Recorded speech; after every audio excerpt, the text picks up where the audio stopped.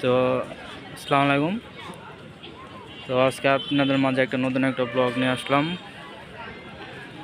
এটা হচ্ছে জয়নুল আবেদিন পার্ক।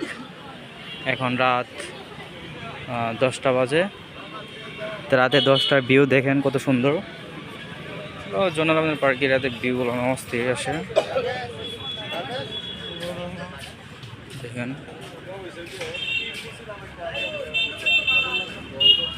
আশেপাশে সব ফুচকার দোকান।